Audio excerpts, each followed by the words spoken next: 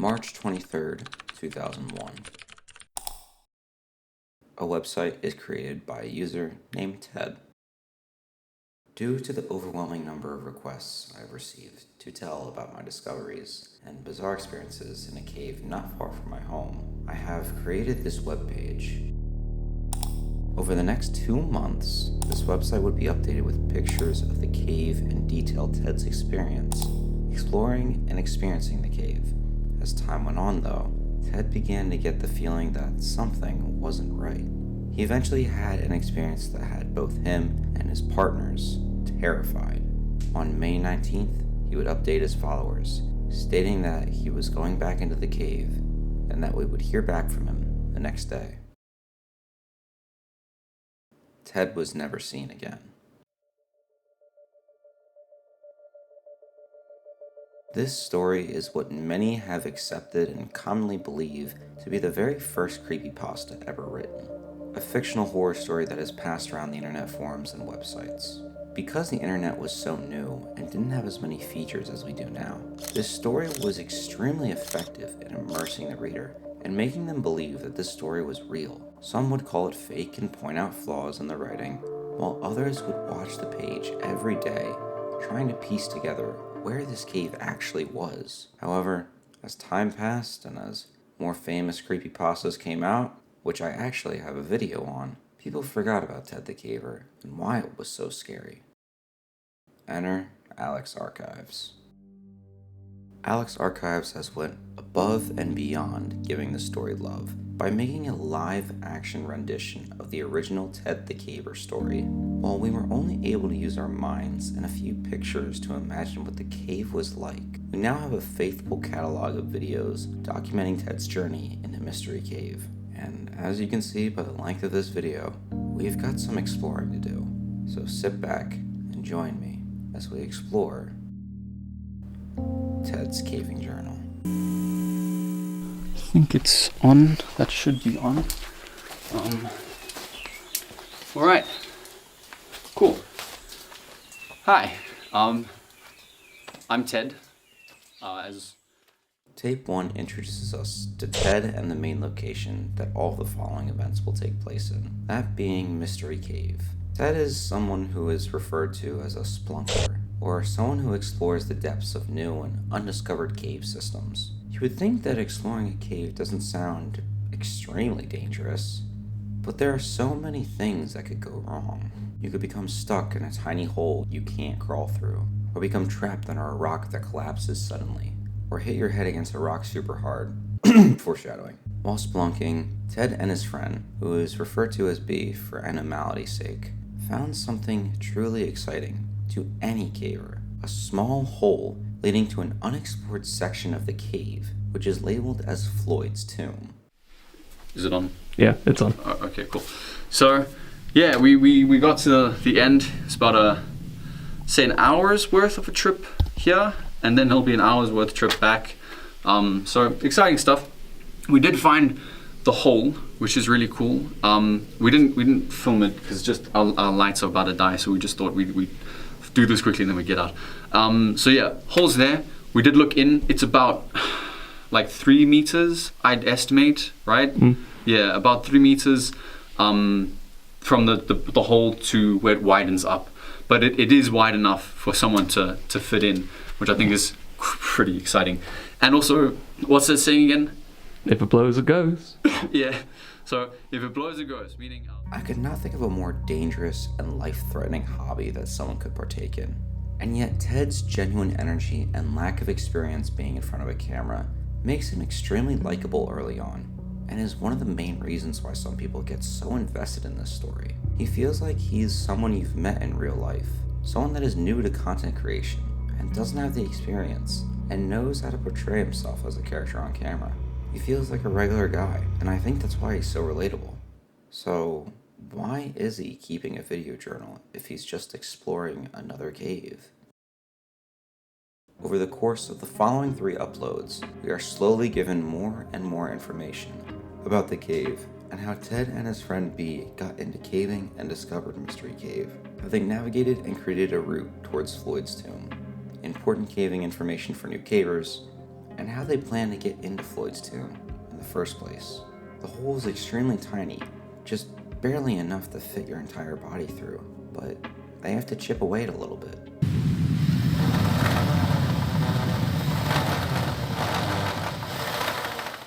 Something that I both love and hate at the same time about this series is the super slow nature that it has. On one hand, a slow buildup with increasingly obvious warning signs until a final confrontation with whatever the creature or person or threat is can be incredibly captivating and have people stick through hours of content just to reach that point. However, the slow nature makes a lot of the beginning videos extremely fucking slow and tedious to sit through, especially caving information, which is just nearly 24 straight minutes of yapping about spelunking. However, these videos are extremely important for laying the foundation of the horrors we will soon experience.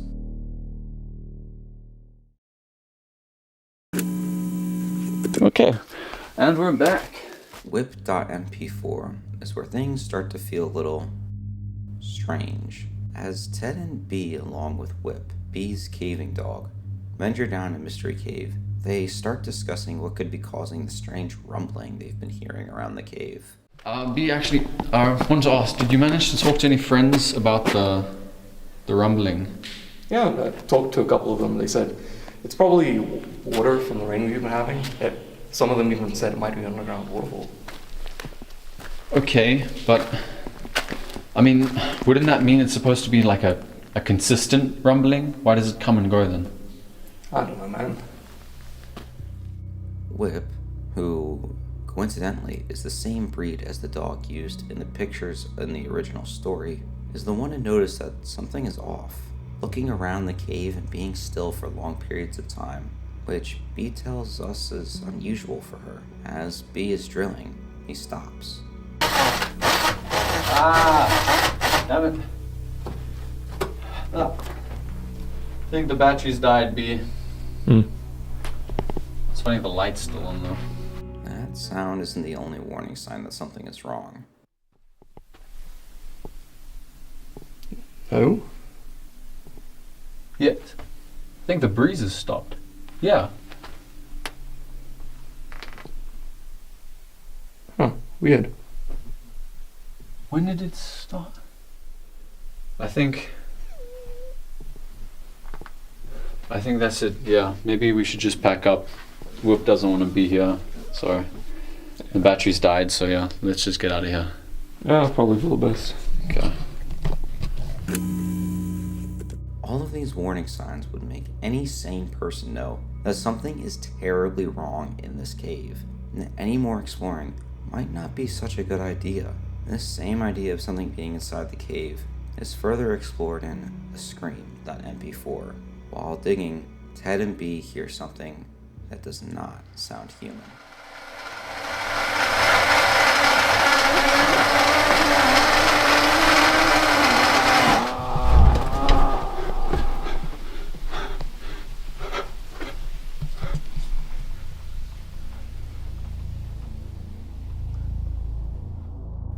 Ted and B are absolutely spooked, and I don't blame them. Imagine coming across a cave that no one has ever really explored, and you hear a scream like that. That doesn't sound or resemble any human scream. You have no idea what's down there. You would be terrified. The next two videos in the series continue to build up tension and the feeling that there is something otherworldly inside the cave, with the hole to Floyd's tomb finally open enough to where Ted can just barely squeeze through. To give you an idea of how tight the squeeze is, here's a picture from the story. As you can see, it's a pretty tight squeeze. Definitely not really something you can go through quickly. After getting through to the other side of Floyd's tomb, Ted begins exploring the pitch black cave, discovering crystals, rock formations that shouldn't be possible, and this strange symbol on one of the cave walls. It is at this very point where things take a turn for the worse.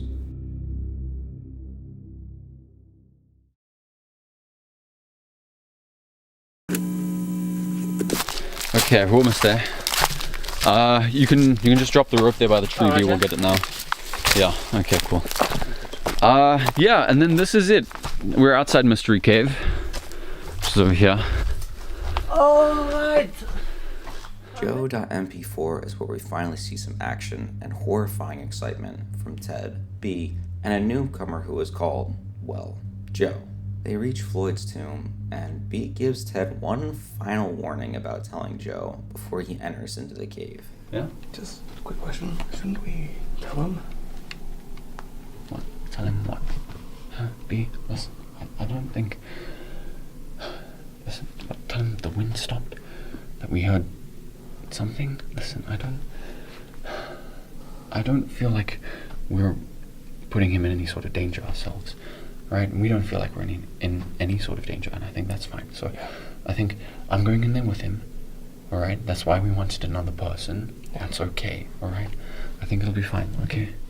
Of course, Ted disregards the safety of his friend and brushes off all the noises and strange happenings as mere coincidences. So, he joins Joe and crawls through the Floyd's tomb. A crawl into Floyd's tomb, as I mentioned previously, is extremely tight, so you are pretty much guaranteed to have scrapes and scratches on the way in and the way out. But for Ted, all this time of not wearing safety equipment has finally caught up to him. There you are. It's coming. Cool. So let me just grab my helmet. Oh man, my head. There you go, man. No, I hit my head. Oh man. Yeah, wait. No. It's... Okay, wait. Take it slow. Take it slow. Am I bleeding? Yes, you are bleeding. That's a lot of blood. I feel a little lightheaded. In this circumstance, most people would just cancel the trip and go home, take care of themselves, and come back another night. But Ted doesn't want Joe to miss out on the fun of exploring an unexplored cave with a passage that is so tight you could die by trying to move too fast. So, Joe begins exploring the cave on his own and is given a time limit by Ted, 20 minutes. However, Joe isn't back after 20 minutes, or 25, or even 30. B, is it just me? I don't really hear the wind anymore. Yeah. B, how much time has passed? Probably 30 minutes. Joe! Dude, I don't hear anything. Joe! Should have been back by now. Joe!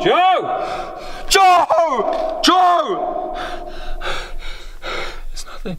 Wait, it's like, Joe! Can you hear me? Joe!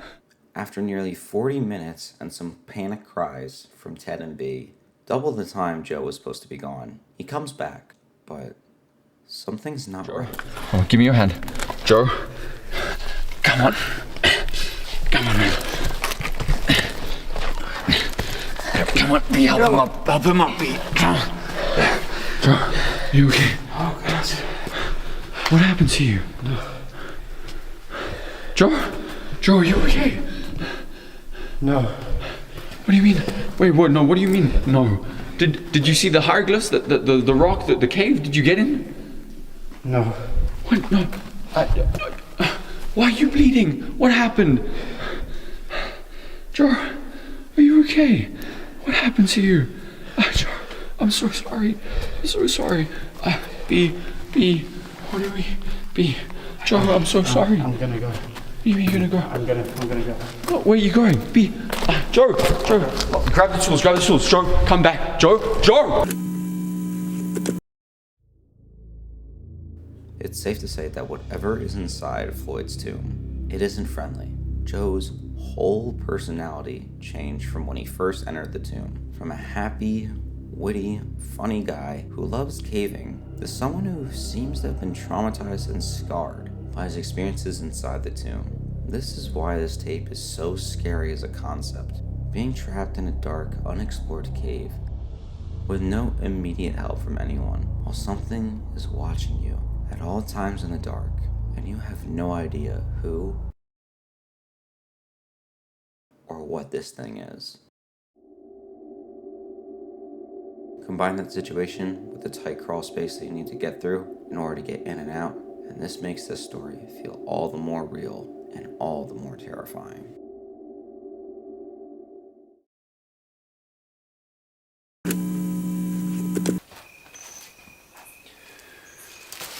Hi. It's Ted. We should have never opened the cave.mp4 is the climatic second to last video in the series and is easily the one of the scariest and most action-packed. Occurring just 2 weeks after Joe entered the cave, Ted comes back with B to explain to us the aftermath of Joe.mp4. You're probably thinking that we're rather irrational or naive or ignorant. That's fair. I don't know if I can successfully convey to you how we feel. But you see, this cave, it represents months of hard work, months of emotions, going from fear to pain, and from frustration to glory. See, B and I, we had to come back. We see it as an unspoken commitment that we had to follow through. Because you can't just abandon a commitment because of the fear of the unknown. This cave is a part of us, and we have to see it through. And there's just so many questions that we don't have answers to. I mean, the wind, rumbling, scream. And Joe, what happened to him? We did try and talk to him, don't get me wrong, we did try, but it's like he wasn't even there. B and I had a long discussion on what our next move is, and the only conclusion that we could draw was that we had to come back. We had to conquer this cave in order to get answers. Out of a feeling of commitment or obligation to explore, or just pure stupidity, Ted and B venture back into Mystery Cave. Oddly enough, Ted is more on edge than usual, which is a stark contrast to the fun, coincidence-loving Ted that we've been accustomed to in previous videos. He gets spooked by B's voice constantly, and once they reach the entrance of the tomb, Ted feels the sudden urge to turn back. For the first time ever, Ted is scared of crawling through the tight claustrophobic space, but he's too far deep now. He wanted to explore Floyd's tomb, and that's what he's gonna do, even if it costs him his life. Oh man, it's nice having B on the phone. Okay.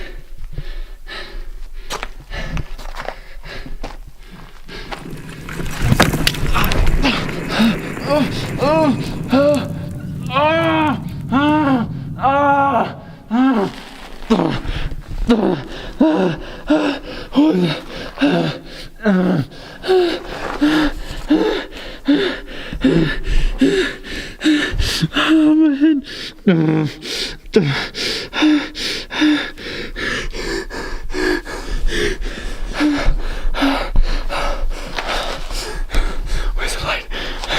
Where's the light? Where's the light? Oh, my head. Come on. Come on. Come on.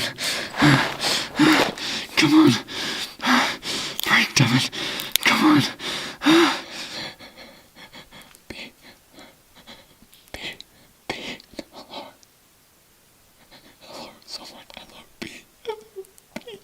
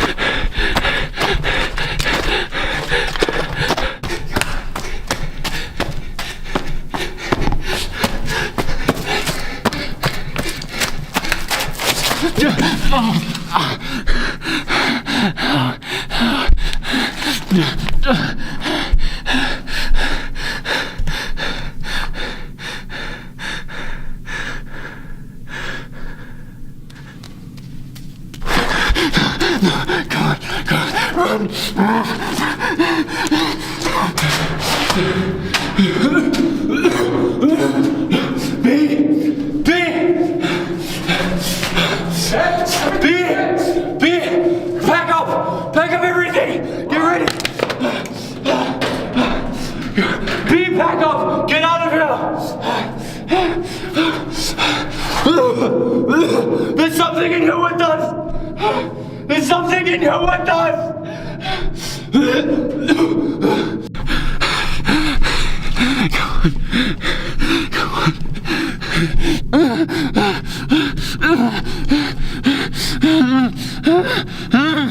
No, I'm stuck. I'm stuck. Come on. No.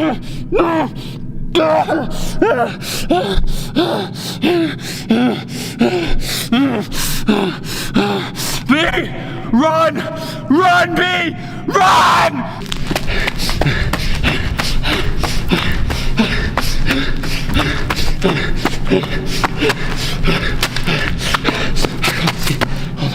Why will not let it work?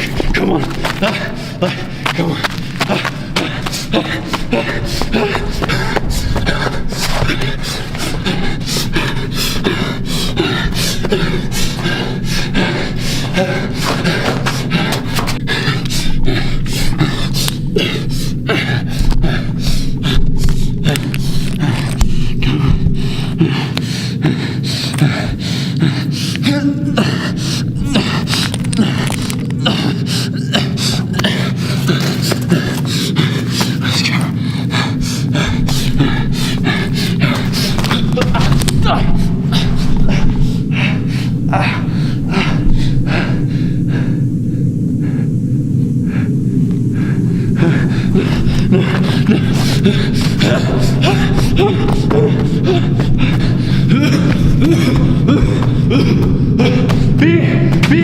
B, climb, B. Come on, harness.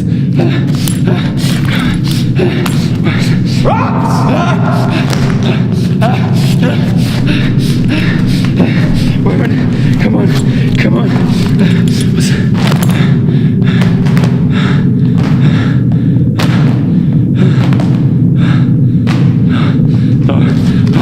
Climb, B, roll us out! Climb!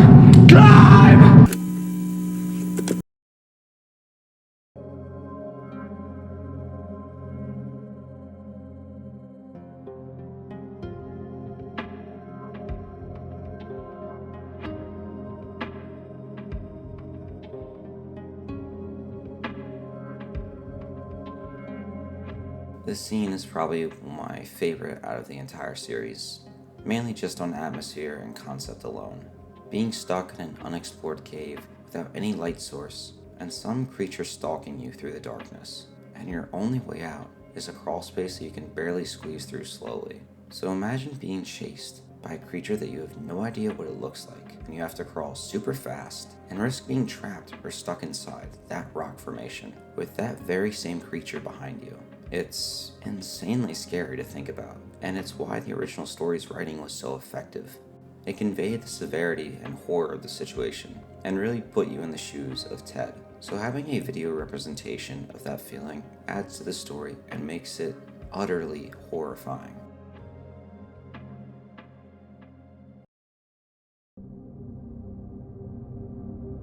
And now, the finale. How will this story end? If you've already read the story, or have watched the entirety of this series, then you know how this ends. Before we see what happened to Ted, Bee, and Joe, I want to ask you to take a quick second to scroll down and like the video and consider subscribing. It costs you nothing, and it really helps this channel out a ton. Goingback.mp4 is the final upload of the series, and gives some much needed closure to some questions we've had. What happened to Joe? What happened to Bee? And what in God's name is down in Floyd's tomb?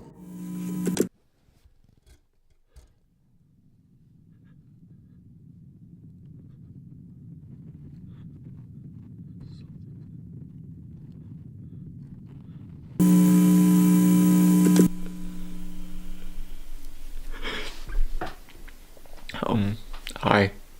It's been a minute. I haven't been doing well. I've been seeing things in the corner of my eye, and hearing things. When B and I got back after what happened, we haven't really spoken since, and I just wanted. I haven't been able to sleep. And when I do, out of exhaustion, I have nightmares. You know, it's funny, I used to pride myself about being able to go into caves, and now I can't even go outside.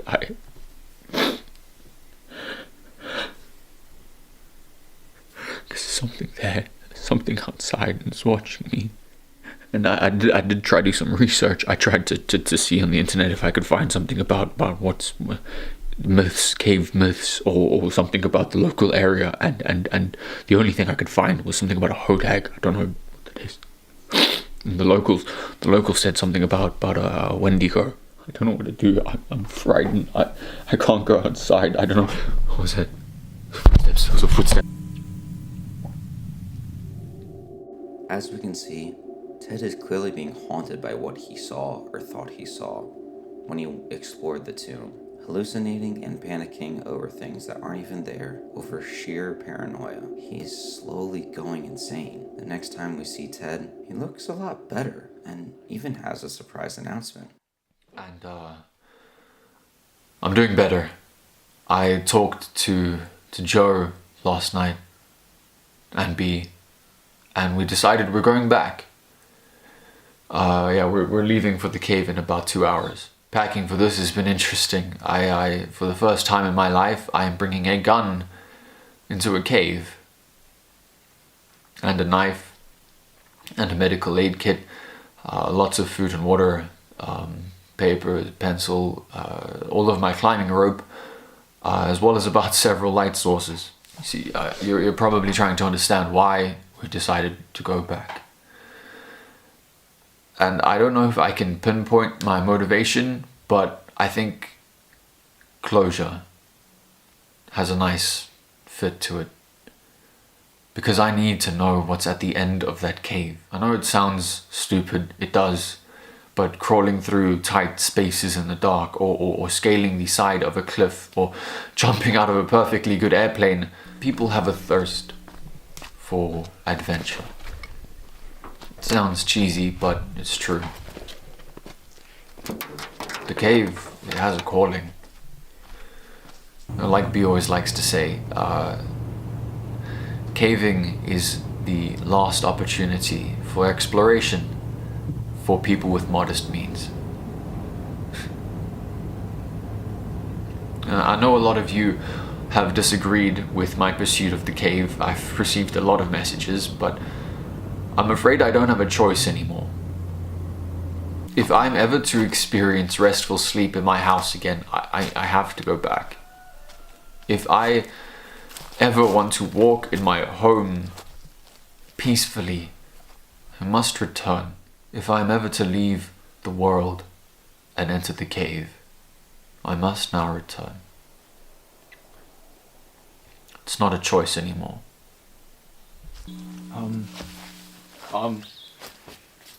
To all my friends and family that have been watching these videos, I just wanted to say, don't worry, I'll be okay.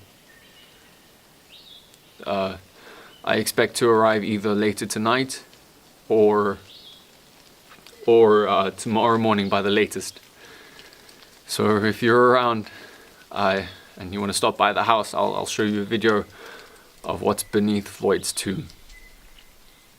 But until then, this has been Ted's Caving Journal. So I guess I'll see you later.